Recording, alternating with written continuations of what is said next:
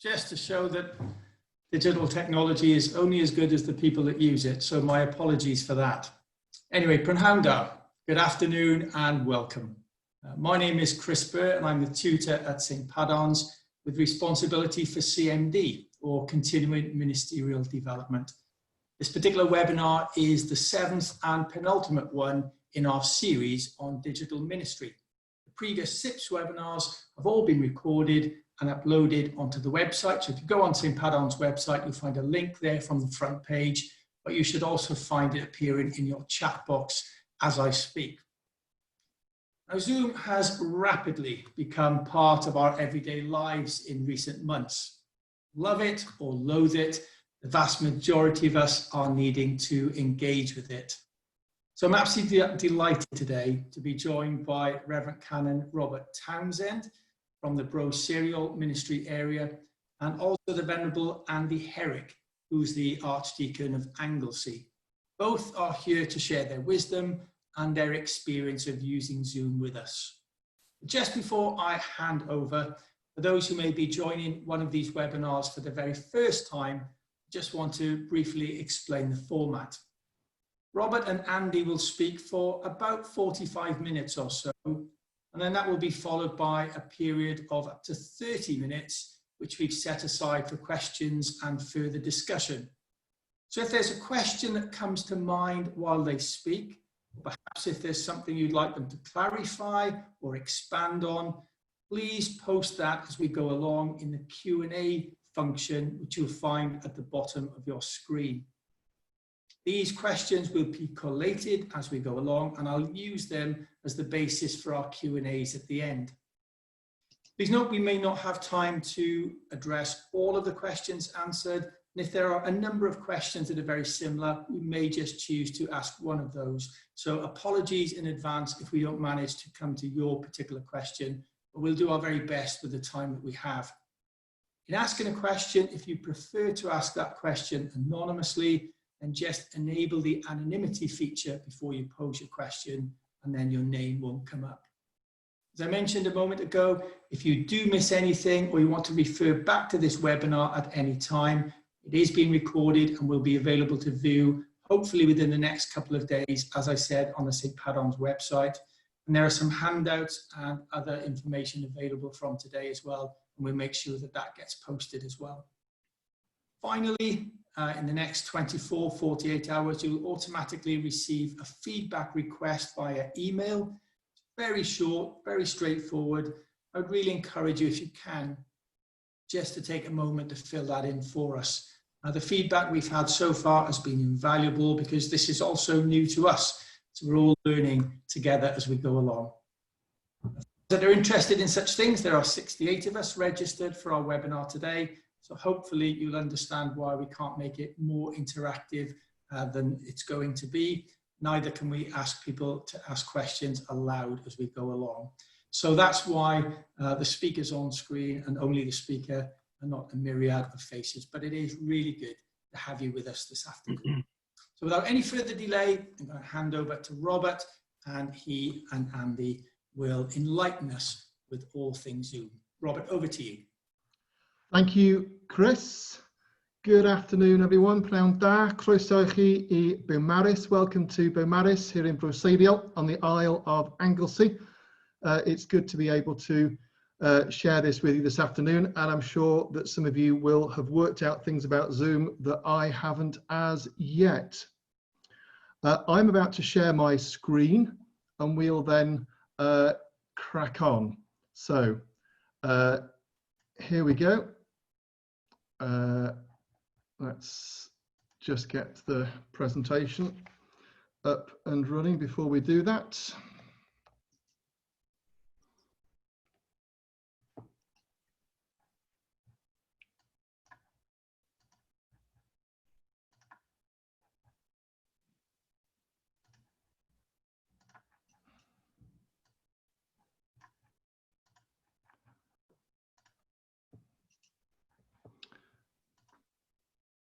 Okay, so here's a little funny to begin with. It lasts a couple of minutes And if you haven't seen this already, then do go and look up the full version.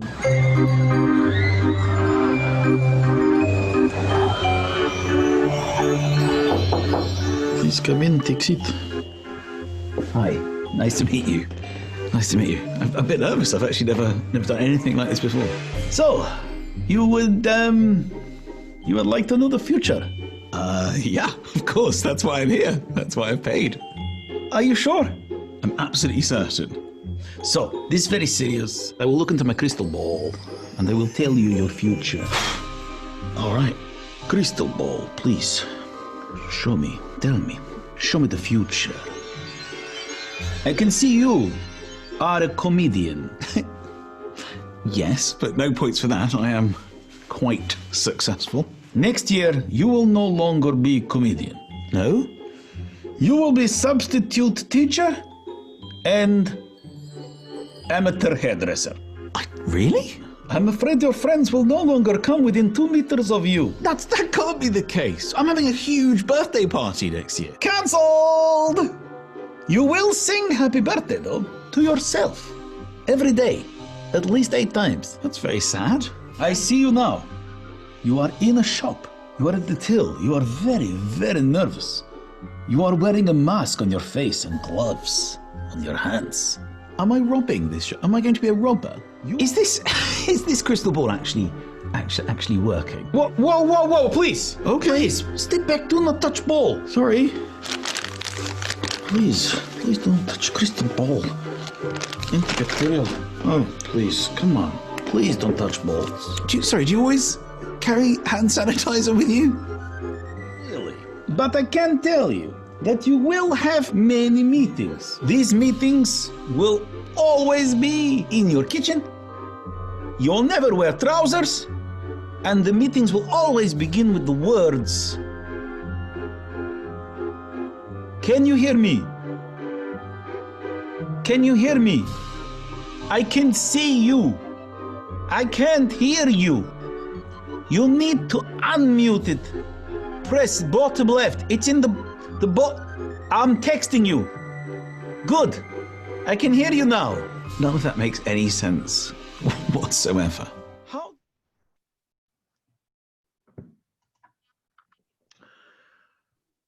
Before March the 23rd this year, if you had asked me about Zoom, then this is what I would have told you. It's new Zoom from Lion's Mane. New Zoom with 3 flavor stages has new picture cards. Start collecting famous cards. There's one free with every Zoom. On sale now.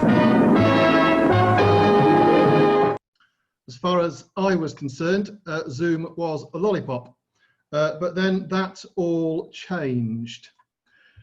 Just let's do some background on the company about the product that we're talking about today. Zoom was set up by a chap called Herrick Wan. Herrick Wan is from China. In 1987, he went to university in Shandong, and he left his girlfriend, who was subsequently to become his wife, Xie, behind whilst he went to university. His home province was 10 hours away from his university, and he became convinced that video telephony was the way forward, that there would be something in it. He carried on his studies. Mathematics and computing were his subject, and then in 1997 he came to Silicon Valley in San Jose in California. In 2007 he pitched an idea for video communications to the large company Cisco. They rejected it, and then in 2011 he set up his own company, Zoom Video Communications. It was a private company until a couple of years back when it was floated, and he became an instantaneous millionaire. One of the things that inspired me to look at Zoom as something that could be used for digital ministry was this piece that I've put the link at the bottom of the slides, and the slides will be available for you later on, from a site called unheard.com. Giles Fraser has written fairly regularly for that particular website, and he wrote a piece on his first Zoom Eucharist in his parish, which I think is Stoke Newington in London. And I've highlighted some bits in red on the right hand side of the screen. In a way I've never experienced before, church space and domestic space collapsed into one another in the Zoom Eucharist. The potential for comedy is high. It can be.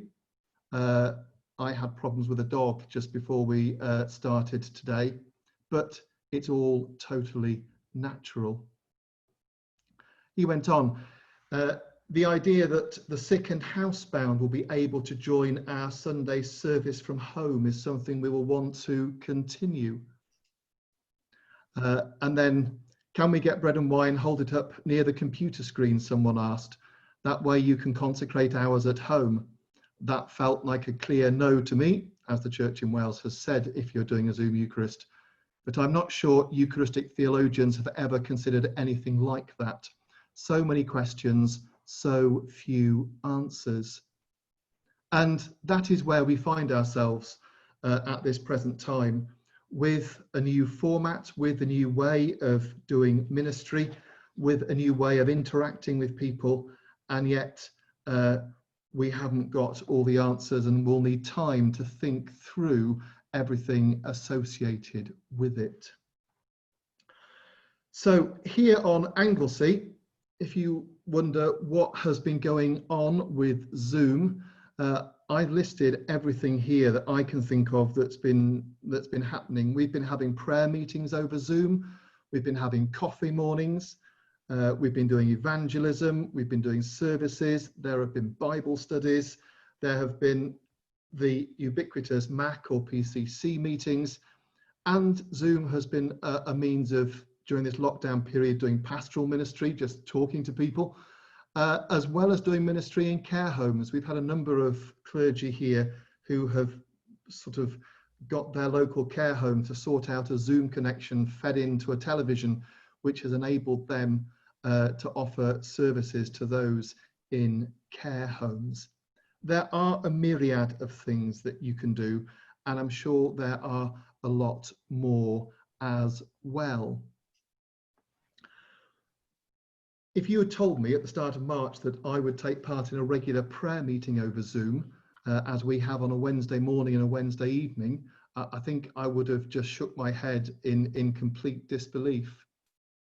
You know, the coffee mornings, my ministry area said they would like a coffee morning, and for the period of lockdown, and it's still happening, for some people it was the only way during the week when they saw other people, and you can do different things with them. So we've had quizzes. You can download things like Who Wants to Be a Millionaire, the PowerPoint presentation, and fill in your own questions. We've used Google Earth and just sort of copied images off there and put them up and got people to guess where they are. We've had gardening sessions. We've had all sorts of things, and sometimes you don't have to do anything. If you get a group of people and just get them talking, it can be really beneficial, and it can also be quite humorous at times as well. Evangelism, we've had people doing alpha courses during the lockdown period using Zoom. Services and Bible studies, I'm sure many people have experienced those. I'm going to talk about those later on. The same with the Mac and the PCC meetings and the pastoral ministry with individuals and care homes. All is possible. At the start of the lockdown period, there was a lot of talk about whether Zoom was a safe means of communication. Everything on Zoom is now encrypted, and so it is as safe as any of the other options which are available. The reason that Zoom has become so popular is because you can have, up to 100 people. You can have more if you pay for it, but on the basic package, you can have up to 100 people in one place at one time, and you can all you can potentially see them all on your screen at the same time. With the other competitors, such as Microsoft Teams, for example, that's not as possible. And that's one of the reasons why Zoom has become as popular as it has. So I'm sitting to you here today in Beaumaris.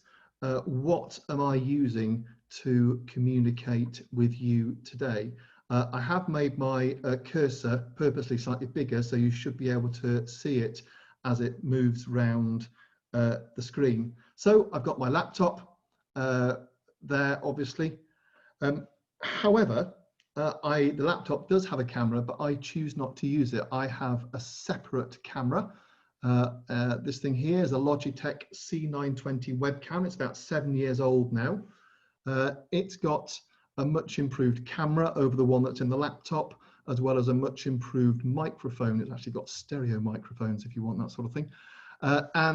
I found that that has worked incredibly well during my time. It stands on this thing, which is called a Gorilla Pod, which means that I can get it up over the top of the computer screen, as you can see in the picture there, which is important because one of the things I like to do when I'm doing services is to just tilt the camera down and like that. You can see the papers I'm using there, and then to tilt it back up. Talk more about that later, but that does enable you to do something that you wouldn't be able to do if you were just using your laptop camera. It also means with this particular camera, there are some settings which you can change and use to sort of enhance the picture that you get, the exposure and the saturation, that sort of thing. And I like to mess around with those on occasions. I also have a mouse. I like trackballs, so that's why I have this rather large monstrosity sat here.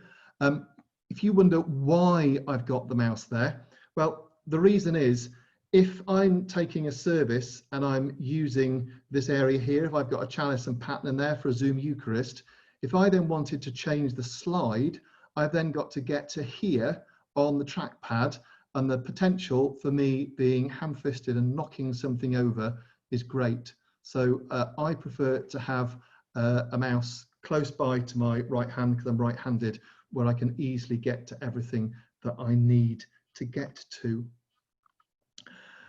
You can see this thing here. This is a hub, and so there's the lead coming out of the computer. It's going into the hub. The mouse and the camera are all going into there, and you can see a little white cable coming out here. That is this thing here. That is a Cat6 Ethernet cable. One of the things that I've done all through lockdown, every time I've used Zoom, is I have a 10-meter cable, and you can get 20 meters, 30-meter cable, which then goes into the back of my router. That means that I eliminate Wi-Fi. And when you're dealing with Zoom, we're dealing with video. You want to get video out, and you want to get video in to the whole setup. And your Wi-Fi potentially is a bottleneck. If someone else in the house is trying to use the Wi-Fi or watch Netflix or something, then potentially there could be a bottleneck on your Wi-Fi, which you don't really want. And so I always used a wired connection straight into the back of the router from the computer, and it's only let me down on one occasion, which I'll tell you about later. The other thing that I haven't got, I have on today, but I haven't got in this picture, is a light. If you were a YouTuber, you would have a camera like this, a webcam like this, but it might also have a ring of lights around it. You know the YouTube videos that teenagers like to watch of people playing Minecraft or something, and then there's a sort of person in the corner doing a commentary. they will normally have a camera that's got a ring of lights around it so that it gives them good lighting on their face. I mean, I've rigged up a light from a bedroom today just to give us a little bit, just to give me a little bit better light. But you know, and that is fairly easy to do. So that is the kit that I have been using. My wife jokes that our lounge has actually become a broadcast studio, which in a sense it has, because when we are using Zoom, we are broadcasting. It may not be going on television, but we are broadcasting.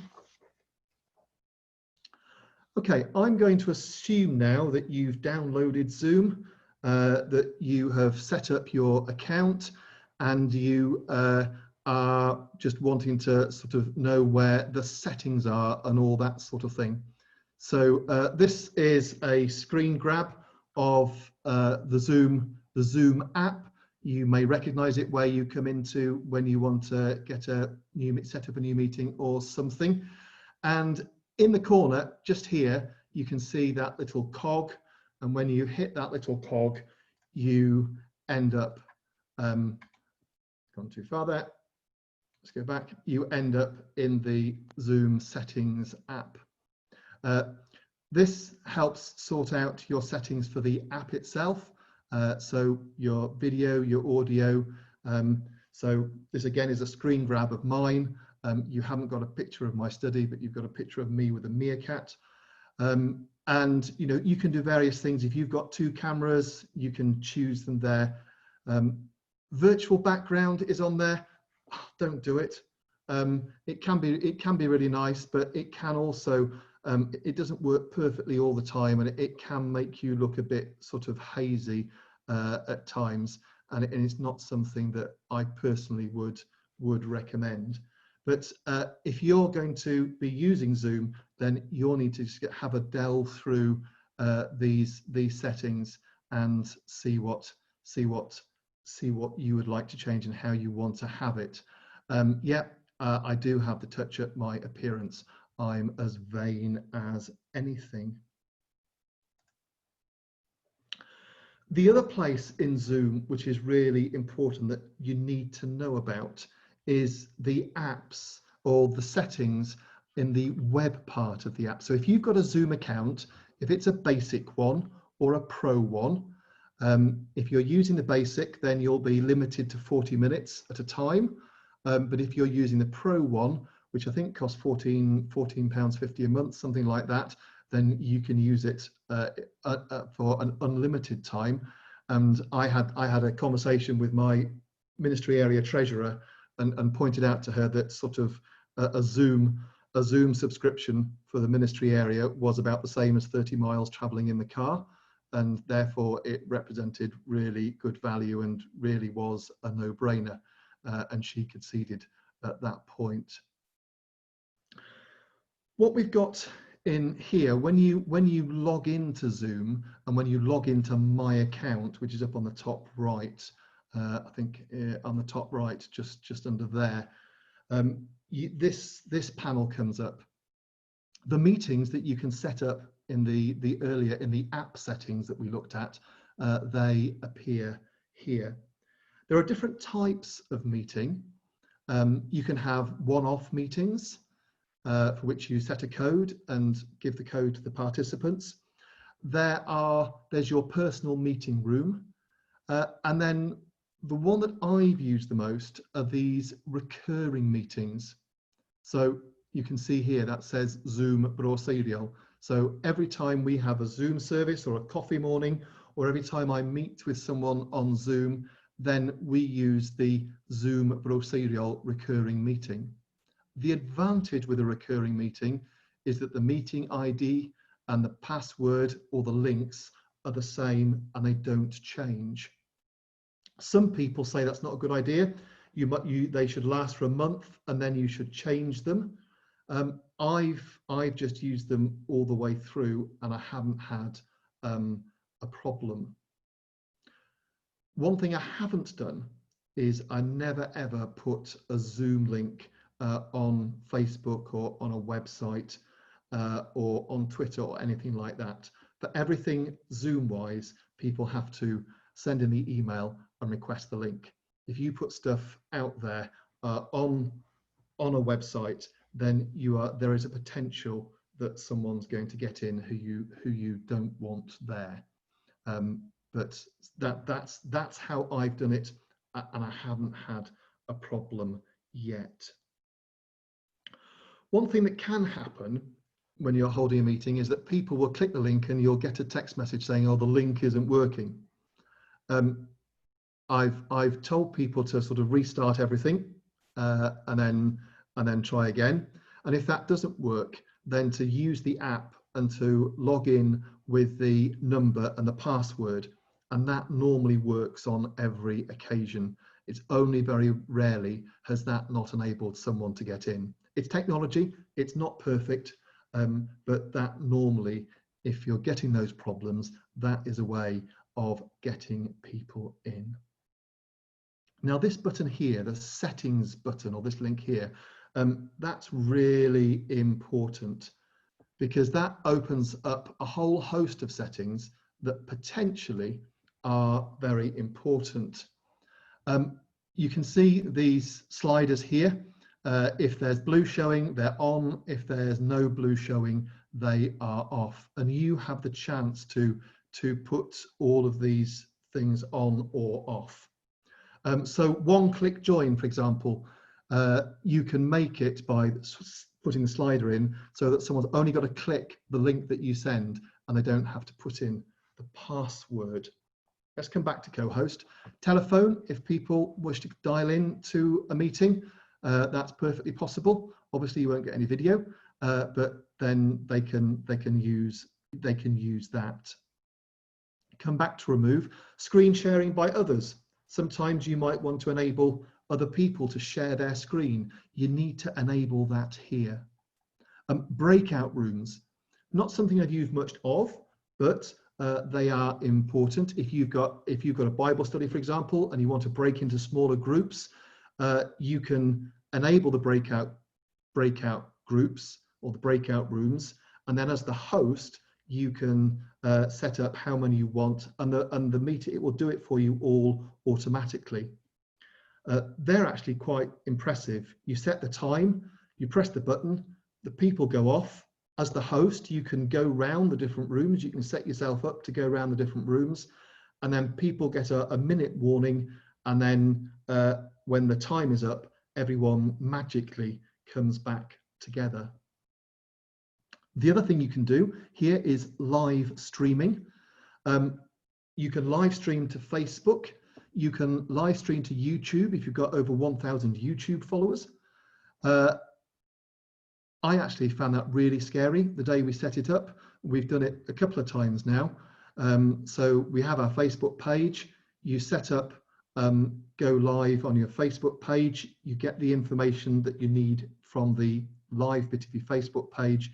You enable the live streaming, and then in the interface at the front of the app, live streaming or stream to Facebook becomes a possibility, and you literally hit that button, fill in the information, and you are there, and everything that you're doing in your front room is live on Facebook for the world to watch. I can't praise Zoom Help enough.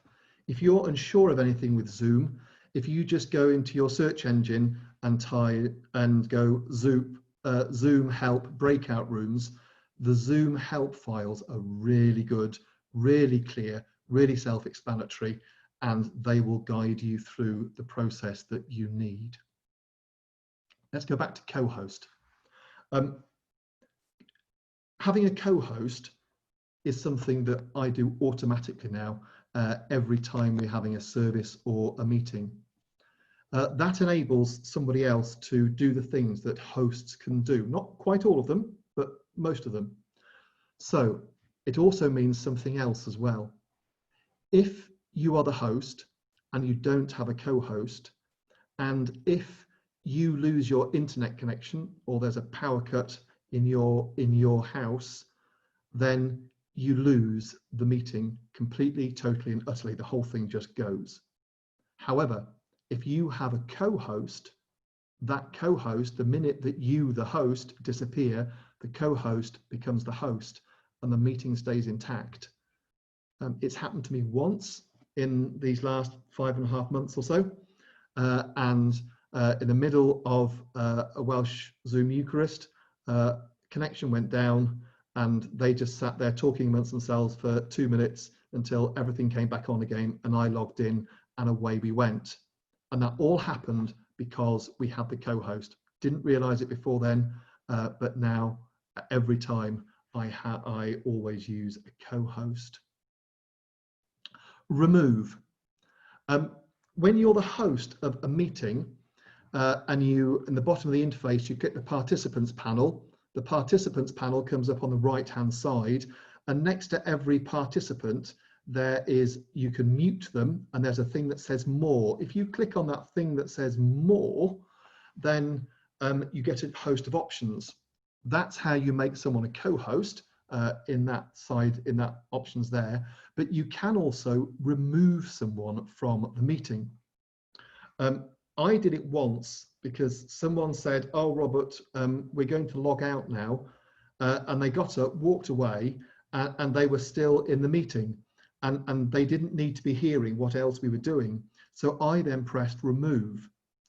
However, what it meant that next time they tried to log into our meeting, they were closed out. They weren't allowed to. And in these settings in here, there is one of these sliders for allow people who've been removed to come back into a meeting. I had to sort of work out for 5 minutes why it is that this particular person couldn't get back into a meeting. So let's decide, for example, you've decided that you're going to do some worship on Zoom. What are you going to do? Well, the first thing you need to do is you need to tell the world that you're doing it. How are you going to do that? Are you going to, use MailChimp? Have you got an email list to send stuff around and do things that way? I will send the link. We have an email list here. I will send the Zoom meeting link in the email. That's one of the things that I will do. I will also prepare a downloadable script. So for each service, I've got a script, which if people wish to download, they can do. That way, if they want every word, they can have every word. However, what I will prepare, what they will see, doesn't necessarily include every single word. Also, I had to think about words. Because I've been mainly doing Eucharists as worship over Zoom, there are some words that aren't particularly suitable that I've been using in the PowerPoint and on the keynote. So, for example, here's an example of one of my slides. The invitation here. Draw near and receive the body and blood of our Lord Jesus Christ. If you're doing a Zoom Eucharist, that didn't feel particularly the right thing to be saying, because people weren't going to be receiving in the way in which they have done. So I've probably broken every rule in the Church in Wales book, and I've rewritten just the first part of that prayer to draw that invitation, draw near, receive the strength of the body and blood of our Lord Jesus Christ. Did the same thing here with one of the post-communion prayers. I think, if I remember rightly, Heavenly Father, we have seen with our eyes and touched with our hands the bread of life, strengthen our faith. Obviously, if you've just been part of a Zoom Eucharist, you haven't been able to do that. And so I'm afraid I rewrote the first 3 lines of that particular prayer as well. So I felt I needed to be sure that what I was saying matched up with what we were doing.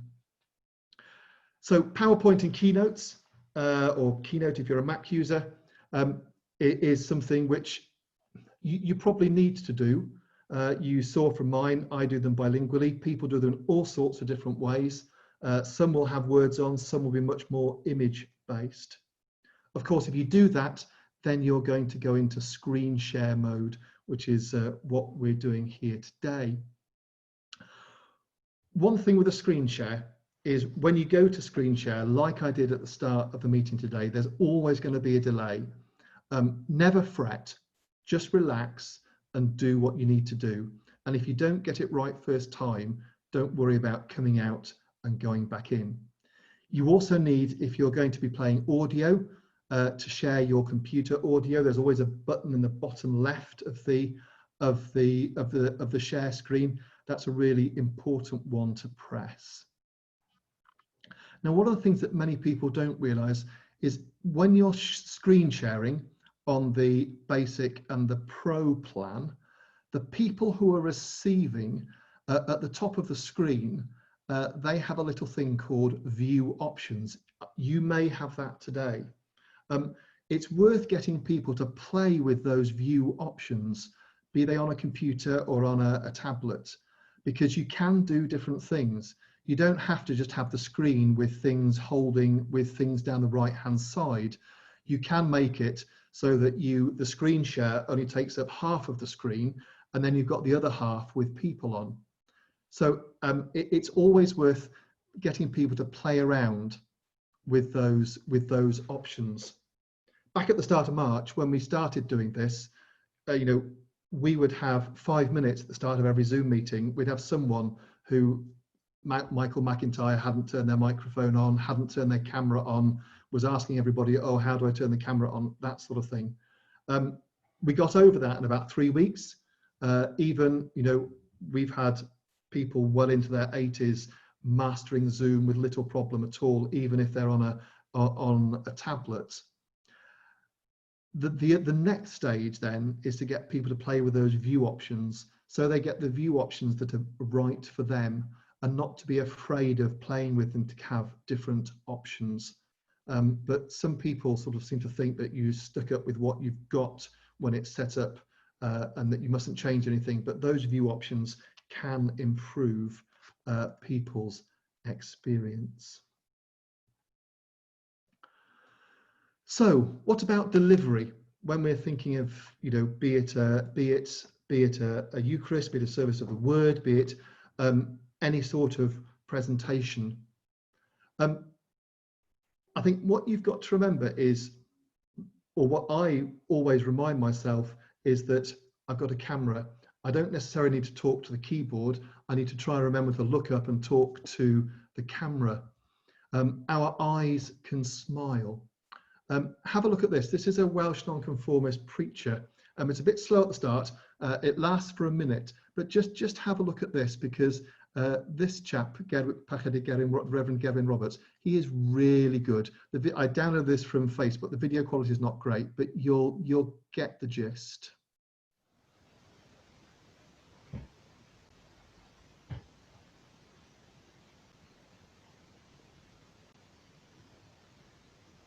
Bore da chi gyd, a mae'n fore braf dydi, bore newydd, dechrau newydd a chyfle newydd. Dwi'n sôn am ffordd newydd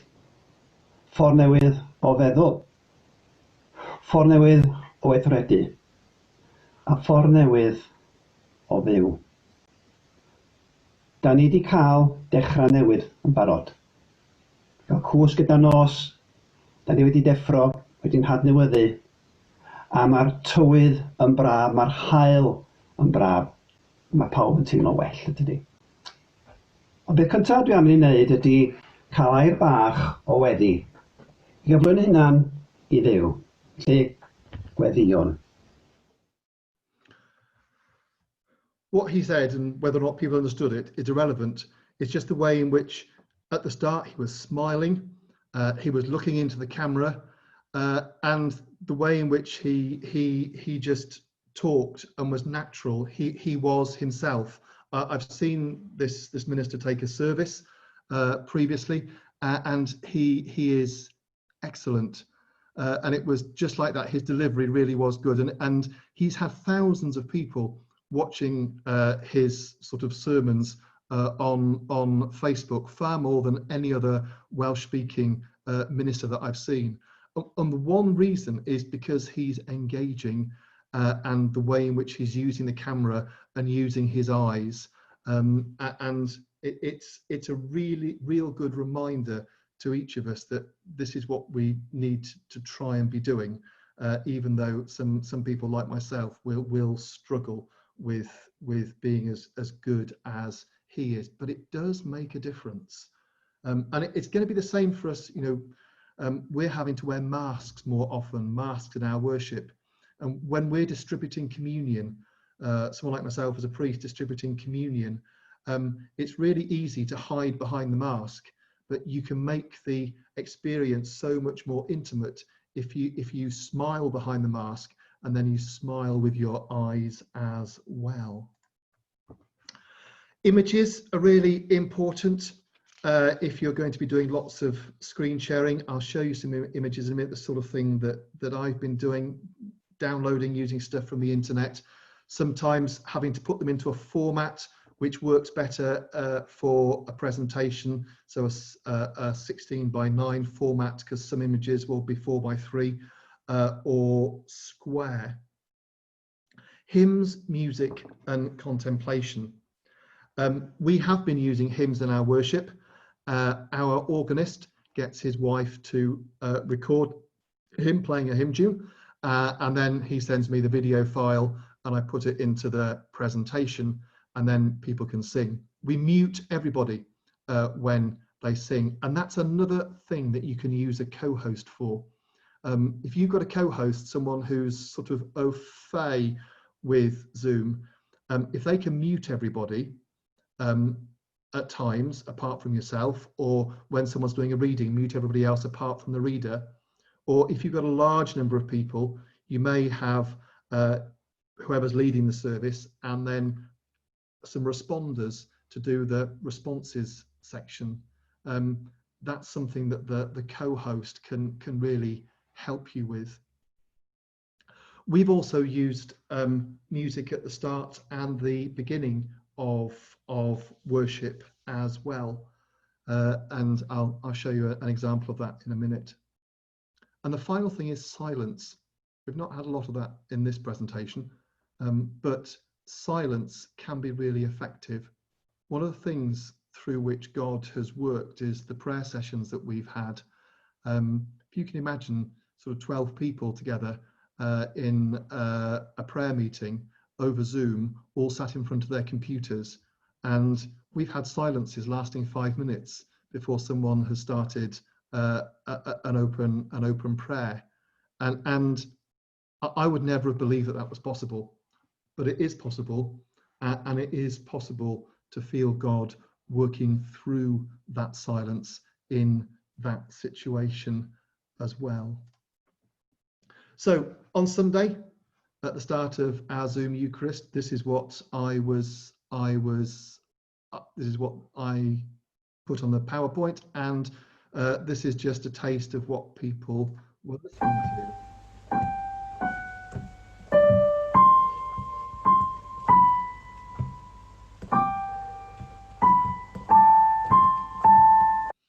And then at the end, we had this. It's Nottingham, Take My Life and Let It Be. This is just a picture that I took of the.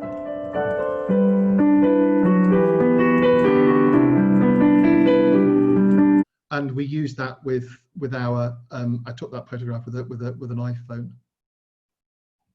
When I've asked for feedback from the services that we've been doing on Zoom, one thing that has really surprised me is intimacy. People have said that a Zoom Eucharist has felt really intimate to them. One of the reasons is that they've been able to get quite close to seeing the chalice and pattern when I've laid them out and moved the camera. And the other thing that they've requested is that when it gets to the part where the people who are receiving communion on their behalf, that we move the camera so that they can see the people receiving communion. And so, as one of those people who was receiving communion, that felt a bit odd, but it was the thing that the people who were taking part in the service really asked for. And it just shows that if we're going to do this sort of thing, then we need to think at different times about where we want the camera to be. And it doesn't matter if it disrupts the flow slightly, just to get a better picture that is going to help people in their devotions. A quick whiz, Archdeacon Andy, over to you for a few minutes. Thank you, Robert. Yeah, I'm aware that time's flown, and we've had some really good stuff there from Robert, and I've learned quite a bit actually. We're just on the other side of Anglesey, and in Brocubby, that's Holyhead and Holy Island and Iscubby, and we have a regular service on a Sunday morning. We also have a Wednesday morning, a Sunday afternoon, and various other things. But I'm responsible for the one on the Sunday morning. And if I could just have 2 or 3 minutes, I'll run you through just some of the things that we do that we found practically have been really helpful. We've actually gone for non-Eucharistic, a simple service of morning prayer, a service of the word. We begin by allowing everybody to come in and allow some time for chat. What we found was when we were a very small number at the beginning, people chatted very freely. Then it froze up a little bit as we sort of grew. And then as people got used to it, they're back now. So when someone comes in, everyone shouts good morning, and it's very chatty and very relaxed. Most people have got dogs that appear on screen as well, which always relaxes things. And then when everyone's there, we go to share screen. I tend to use PowerPoint because I happen to be on the ministry team for a church that used PowerPoint from very early days, and I've just become familiar with it and used it in lots and lots of contexts. So I'm happy with it and content with it, but we have to be careful with it. One of the dangers is that because we can use it, we feel we've got to use it all the time, one of the best things I ever heard was, if you're thinking of using PowerPoint, if there's no power in what you're going to do, there's no point in what you're going to do either. So just don't bother using it. Find another way of doing it. But I find PowerPoint for worship is really helpful. But you have to work at it to make it feel like an act of worship rather than just a presentation. I have to be really careful because before doing a live service in a building, I tend to pray before we begin the service. I want to get a feel from people about where they are, and that's not as easy when you're on PowerPoint. And so I make a point of just having some quiet at the beginning and allowing people to settle, and for it just to be be quiet and still. One of the problems we've had is, sorry, just a little bit of a disturbance there. One of the things that I've considered carefully to try and make it feel like worship. I was on staff for a short while in St. David's Cathedral, and that was a big adjustment for me, coming from a tradition where you were very much engaged in the worship. And what I found is in the cathedral that you have to almost worship not passively in that you're not involved, but you allow the choir and those at the front to in a sense lead the worship by doing it, and you passively do that. Now I don't think we go all the way with that in our PowerPoint, but it somehow or other it's encouraging people, even though they're not together and they might choose not to sing and not to make the responses, but just to allow others to do it, then that works really well. So we like Robert, we mute people. We mute everybody apart from one voice. So we have responses and all that sort of thing done by one voice. But we do say to people, if you want to sing, if you want to join in, please do so. Once or twice we've accidentally unmuted someone and the noise has been horrendous, but they've been making a fantastic, joyful noise and really enjoying the hymns and so on. And again, different from Robert, we actually use recorded hymns and things. We crib them all off YouTube. We watch copyright fairly carefully, but all the songs of praise hymns are on YouTube if you look for them. All sorts of different versions. All Souls Lang and Place have got quite a few good hymns with their orchestra and their organ, and we found people actually really enjoy doing it in that way, because when we're together, particularly at St. Gwenvines, our little church was the one that I started doing this with their little congregation, and it grew from there. On normal Sunday, where in the winter 9 or 10 of us, in the summer maybe 20, and it really does help people to feel part of something bigger, and they really enjoy that encouragement to sing. Just a very quick thing about words on the screen. If you just put a whole pile of words on a white screen, you might as well you're back to the world of books. And I just feel, as Anglicans, while our worship is very much a written down thing, we need to be free from the books. And with the PowerPoint and Zoom, we've got a real opportunity to do that. So when it comes to a reading, we have images in the background, and PowerPoint will do a lot of the organizing for you. It will enable you to put some words on the screen, find a picture to put on the screen, and it'll offer you all sorts of layout options, and some of them look really, really good. We've even done 1 or 2 readings with a bit of music in the background just to help people take it in. And our intention is that when we are back in our buildings, we're going to continue to do that. We're going to have a screen and projector and a sound system. Well, we've got a sound system there so that we can keep on doing it in that creative way. Readings can be visual as well as audible, and you can add some music into. Prayer can be very creative. We've recorded prayers. So sometimes we just have a person to do prayers as part of the service. In other times we've been out and recorded prayers in a location. We live on Anglesey, and particularly Holy Island. It's glorious.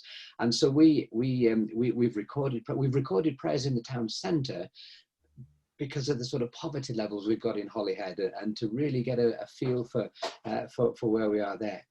So prayer can be really creative and done in all sorts of different places. In St Michael's Aberystwyth once, we actually went and recorded some prayers out on the prom by just giving people a big sheet of paper and a big felt pen, and we said to them, just put on if you could ask God for anything, put on that piece of paper what it would be. A husband and wife came along in their late 30s, I would think. The guy just wrote BMW 5 Series. He knew exactly what he wanted if he could ask anything from God. What broke our hearts was that his wife, very away from anybody looking, just wrote, I want a baby, and she held it up. And it broke. I think the prayer that went into that was more powerful than lots and lots of words when we then showed it on the screen on the Sunday. Very practical thing, hymns and getting words up. I don't know if you're aware, when we read something, our eyes are reading ahead of where we've actually got to. And so when you come towards the end of a screen of script and you go into another one, you need to do the transition. You need to do the transition just before you get to the last words, so that it's a smooth one. So you don't sort of get to the end and stop, and then the screen changes, and then you start again. It needs to flow. And again, PowerPoint will offer you all sorts of transitions that you can do. So avoid it just being jerky and sudden, and let things roll nice and smoothly by not being afraid to click onto the next page with the last 2 or 3 words still to come on the page before. And that really does help the whole feel of worship. So that, for instance, if you're doing a confession, it doesn't feel broken up because you read a sentence or 2, and then you go to another sentence or 2, and then you go to another sentence or 2. And when it comes to hymns, I don't know if you've noticed on Songs of Praise, they have one line of the verse at a time, and we found that not really helpful. We try and put up a whole verse, and if we can, if it's say only 3 or 4 verses, the whole hymn on the screen, because people can see the structure, they know how many verses there are, and it just gives them an easier way to engage and get into it. And just lastly, from me, opportunity to innovate. We mix traditional hymns with modern songs, and people are really finding that good. So they're hearing songs, modern songs that they don't know, but they're hearing them done really well. You can find all sorts of versions of them as well, from sort of anything from a heavy rock to a very, very quiet a cappella, all sorts of ways of doing just the same song. So we use a real mixture. We often start with a traditional hymn, finish with a traditional hymn, but in between times you use lots of the more modern songs. They're easily downloaded. You can get little bits of software, so you can download from YouTube. Again, just watch your copyright and be careful what you use. And then the very last thing is for me, new ministries. We found people who've never led, for instance, intercessions, now doing so brilliantly. In some churches, you find the rota is pretty well tied up. If you've got 4 people, they take it in turns. Each takes 1 Sunday a month, and there's no room for anyone else to get in. We've deliberately asked other people who've never done it before to do intercessions, and they've done really, really well. And they've surprised themselves at what they're actually able to do. People have read, we had a lovely thing last Sunday, that we've got a girl who's actually registered blind. She can only just, a whole thing of her laptop has to have huge words on it for her to read. We sent her a printout so she could print out a massive version of it, and she did the reading on Sunday. Now, she's been in St Cuffy's Church in Holyhead since she was a little girl, and as she went through Sunday school and then into teenage years, She was never asked to read. She was never asked to take a part in a play that needed words because they just assumed she wouldn't be able to do it. She read lessons, she read really, really well. And the boost to her confidence was absolutely sensational. So I'm really enjoying this time when we can be creative and innovative and do new things and do things in a new way. And Zoom and PowerPoint are really helping us to do that. More than enough from me. Let me go back to Robert or to those who are leading us through. Thank you very much for listening. Thank you, Archdeacon Andy. Just going to share my screen once again. Just need to get the app up. Here we come.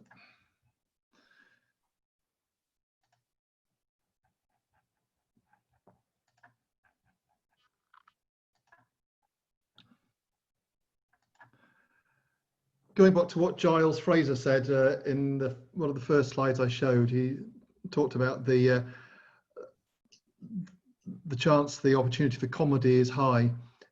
We've had problems in our house using Zoom because our hound, our dog, realizes that when we're talking on Zoom, we're not looking after him, and so he's sort of got into the habit of barking.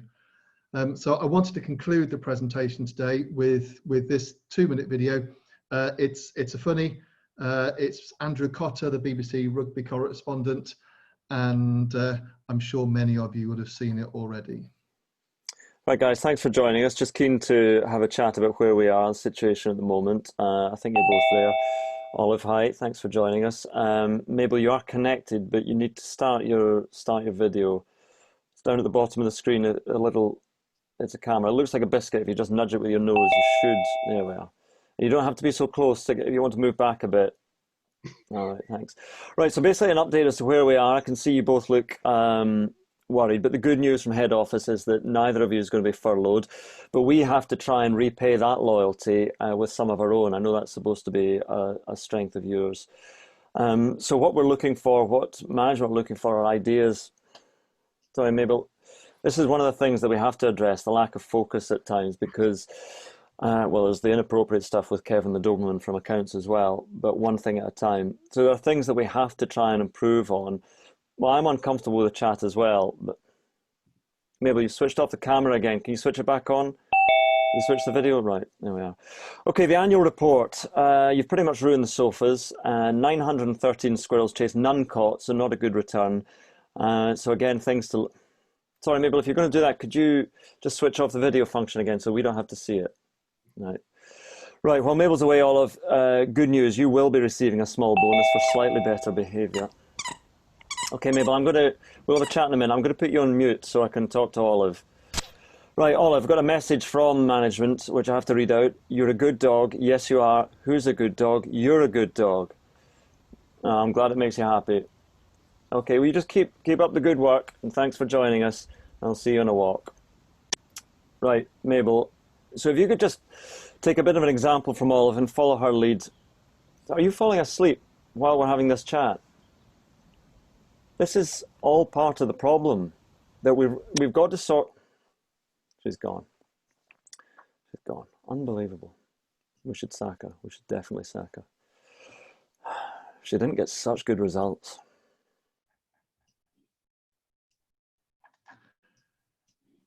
Thank you for your time this afternoon and for listening. I hope that it's been, and Archdeacon Andy and myself have been able to help you with some things about Zoom if you're not sure about doing it or wondering how to do it. And please do share your wisdom with us. Thank you. Thank you, Robert. Thank you, Andy. Really informative. Lots and lots of really good practical advice there. I was interested, Robert, you were talking about Zoom for you. That was a lollipop. For me, as a product of the 80s, Zoom for me was a song by Fat Larry's band. Yeah. 82, I don't know if you can remember that. Yeah, I can. Anytime I hear Zoom, that instantly goes through my mind. Interesting as well that both of you touched on a common theme that's run right through this webinar series. and that's about the opportunities to get people involved in ministry and involved in church. Never stood at the front at church before, been involved in that way, but are now getting involved through online ministry. So thanks for that. There's a couple of questions that have come in. I know, Andy, you've been answering one or two of those as we've gone along. So first question, is it possible for someone else to hold a meeting that you aren't present at using your Zoom account? Robert, I wonder if you could take that one for me. It's difficult. If someone else is going to host a meeting without you being there, then you're going to have to give them access to your account. So you're going to have to share access to the account. The way that Zoom does its pricing is it's per host. So for example, here in Broceriol, we pay for one host, and that's myself. I'm going on holiday on Sunday.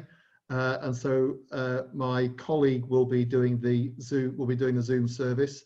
However, somebody else in the ministry area who has a pro account is going to be hosting that particular service. So that's how we've got around that. The only other way to get around it is either to share your details, which we're not really supposed to do, or to pay for a second subscription. Okay. Andy, there's a question here from Pam. What are the criteria for holding a Mac or PCC meeting on Zoom? Is there anything in particular that people need to be aware of as far as that's concerned? I suppose across our archdeaconry, most ministry areas, most parishes have been having Macs that way. One of the big problems is, of course, that some people just cannot access Zoom, either because they can't do the technology, or they don't have access to the equipment to do it. They can always phone in, but it's a pretty poor alternative. So it is quite difficult to do. But what we've suggested is, where if there's an important decision to be taken in a Mac, that for those who aren't there, that you can sort of have a vote during the course of the Mac meeting, but give others the opportunity to voice their opinions and even to give a vote through email or just over a telephone call. Now, I don't know the legalities, if I'm quite honest. I know I probably should as an archdeacon, but I don't know the legalities. But it's one of those situations where we didn't see this coming. We couldn't have prepared for it, and we've just got to be careful, but also fairly bold in the way we approach it.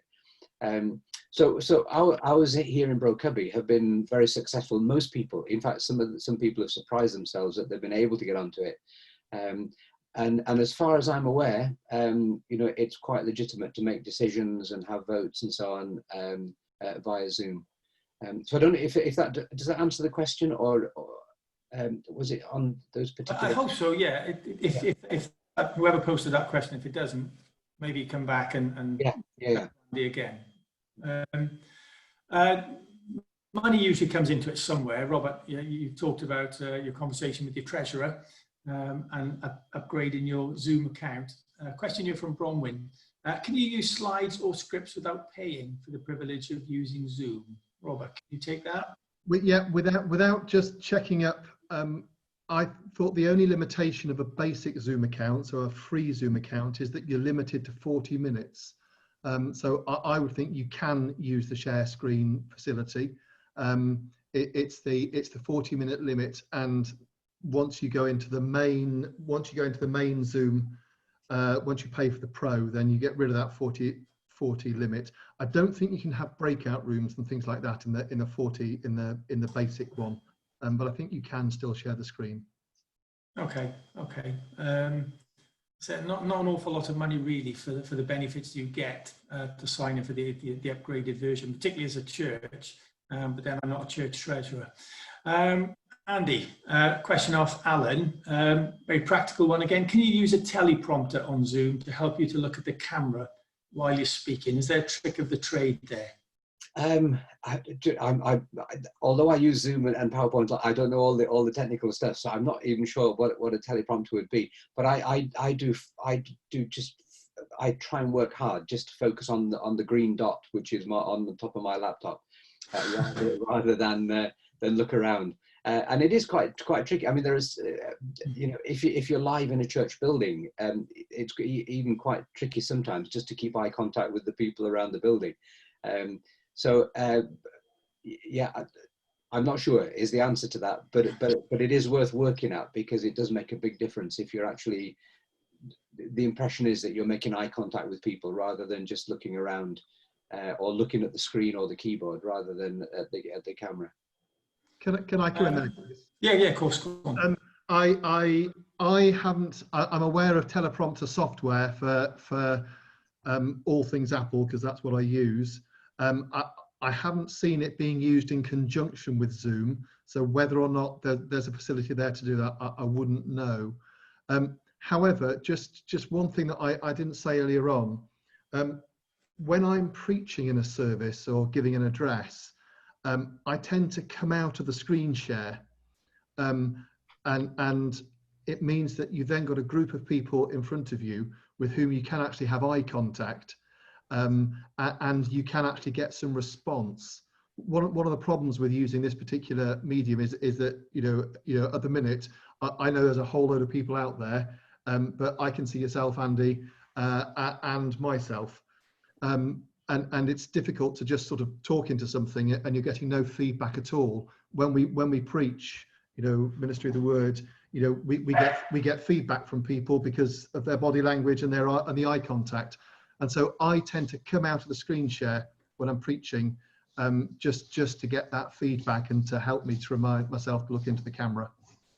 And another small point on that is, if you encourage people, if they're on gallery view, while someone's doing an address, for instance, to go to speaker view, that means that the speaker then takes up the full screen. Rather, I don't know whether you can do that as a host and make that so that that's the way it is. But otherwise, it's just one small person on a huge sort of load of little photographs. It makes it much easier. Put it on speaker view rather than gallery view. Not so much a question, but an observation from J.R. Francis. Andy, when you were talking there, he just put a note up to say, and I suppose this is something that we all need to remember, is those with particular sensitivities, those perhaps with particular difficulties with hearing or sight. And again, some of that is just kind of stopping and thinking about people that might be excluded by what we do and how we can help that. So I know a lot of churches, for example, with hymns and music, will just put up some something to say what's playing at the moment or what music is playing, or some subtitles for hymns, etc. So, you know, I don't think we need to address that specifically, but it's a really good point, I think, that J.R. Francis makes. A very practical question from Hannah. How do you send a meeting link via email? And she says, I can't seem to figure that out. I doubt she's on her own. So Robert, perhaps you can take that. Okay, yeah. The way, Hannah, that I would do it is that I would set up the meeting, and from the meeting info, when you set up the meeting, you'll get a whole list of things that you can just copy and then paste into an email. If you can't see that, then if you set up a meeting and start the meeting, so you're the only person that's there, if you then click the participants button, at the bottom there, you'll see a copy meeting invitation. You just hit that button, get your email, paste it in, and off you go. The three things that people really need, unless you're going to have people coming in by phone, which I have had twice, but is the link and the meeting ID and the password, and those three things will normally get people in. Okay, thank you for that.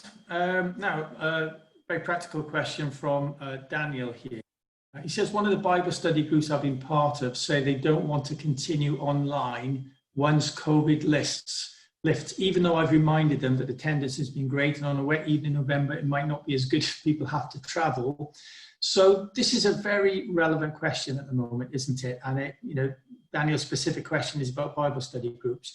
There's a much bigger question there about what happens once churches begin to reopen in a meaningful way, how do we keep people engaged that have engaged through perhaps digital media that haven't engaged with us in person at church? So probably a good question to finish with for each of you. Maybe Robert, you can answer that first, and then Andy, perhaps you can take that.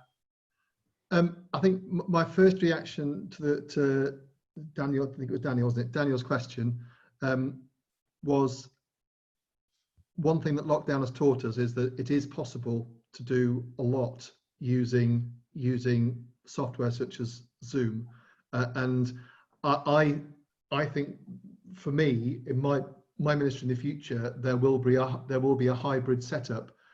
Some things will happen over Zoom, other things will need to happen face to face. I don't think we need to go totally one way or t'other, because I think doing a meeting over Zoom where it can generally be held over Zoom can save a lot of time and travelling, be it for a Bible study or for a Mac meeting or what have you. But then meeting together every now and again is an important part of what we do for building up the body of Christ and for us as human beings. So for me, going forward, I would see something hybrid coming up, and that's what I'm expecting. As clergy and laity meeting here on Anglesey, something hybrid is what's going to come for us in the future, and that's going to be a good thing, because the planet will do better out of it, because we won't be doing as much travelling. Andy, as Archdeacon, this must be something that that ministers are talking about at the moment, how they manage reopening of buildings, but also maintaining some of the digital ministry and the creativity that's been engendered over the last few weeks and months. So as an Archdeacon, kind of how do you advise them on that, just to put you on the spot? Yeah, no, I think we're looking at, if we do it well, we're looking at a mixed economy, I think. I think there'll be some things which are done remotely, some things will be done within the buildings, and some, we actually have the capacity to do both at the same time. So, you could have a service going on in church, and with a fairly simple setup, you could live stream it, you could record it and put it out for other people. And in Broadcubby here, we're actually doing services for the residential homes, because we used to go in. We've got a good team that go in very regularly. The residential homes, obviously, we couldn't go in person, so they've been having services via Zoom. I know of one ministry area that's already decided that from sort of October through to Easter, their PCCs, ministry area councils, are going to meet via Zoom. And in the summer months, when it's easier, they're going to meet in person. So it's really a mixture. And I've noticed that St Michael's at the moment are advertising for a new clerical post, clergy post, which is a vicar for online ministry, which I think is a full-time post. They've really grasped it and realised the potential, and so are going to invest a lot into that. So I think it's going to be mixed. Even on Bishop's Council, we talked about, because my wife's been shielding, that if it came to the point where those who aren't shielding could be back together, they would meet in person in Tir Esgob in the Bishop's House in Bangor, and I would join them via Zoom, and we would meet in that way. So I don't think really as yet we've worked at what is actually possible and the potential of doing it in a very mixed way. Some real challenges and opportunities around digital ministry, and I think it's about, today has gone a long way, I think, particularly where Zoom is concerned, about sort of helping us to overcome some of those challenges, but also to grasp the opportunities that the digital ministry brings, not to necessarily replace our traditional ministry, but to augment and enhance it. So yeah, it's going to be it's been a fascinating few months. There's a fascinating few months still to come. So thank you both to Robert and Andy for your time today, and for your wisdom and experience, and for being so willing to share that with us. Just a reminder to everybody that our final webinar on digital ministry takes place this Friday. That's at 11 a.m. Again, a very practical one. Matthew Chinnery joins us. He's Head of Legal Services in the Church in Wales.